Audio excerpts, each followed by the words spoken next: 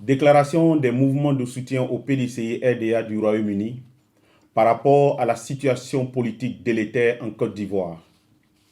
Depuis quelques mois, nous constatons une dégradation de la situation sociopolitique en Côte d'Ivoire à seulement quelques mois de l'élection présidentielle prévue en octobre 2020. Dans un communiqué de la direction du PDCI-RDA daté du 27 décembre 2019, il est fait mention d'actes d'intimidation et de violation constante des droits des cadres du parti de la part d'individus suspects encagoulés qui opèrent sous le couvert des forces de sécurité régulières ivoiriennes.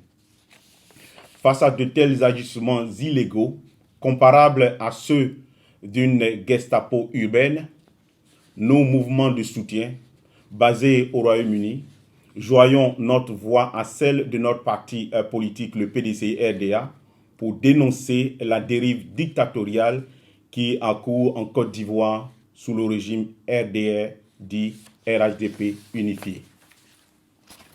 Aussi, prenons-nous à témoin l'opinion nationale et internationale pour constater les atteintes aux libertés fondamentales des citoyens et en particulier celles des personnalités politiques et civiles par des emprisonnements arbitraires d'une justice aux ordres et foulant aux pieds la nouvelle constitution en vigueur en Côte d'Ivoire.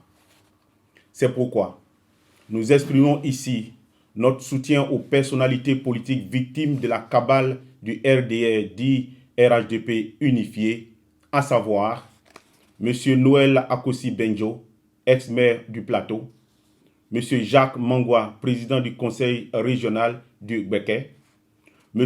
Valentin Kwasi, président de la JPDCI, les députés du groupe parlementaire Rassemblement, sans oublier le président Laurent Gbagbo, Charles Blé Goudé, président du COJEP, et bien d'autres de nos concitoyens.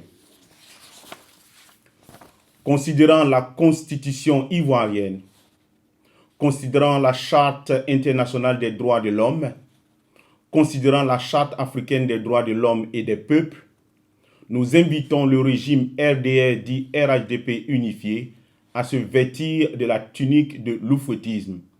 Car l'oufoutisme, loin d'être un vain mot ou un simple outil de propagande politique, prône l'amour du prochain, la tolérance, le dialogue permanent comme mode de règlement des conflits de tout genre, le pardon, l'humilité, la protection des biens et des personnes, la gestion inclusive de la chose publique et l'état de droit par le respect scrupuleux de la Constitution.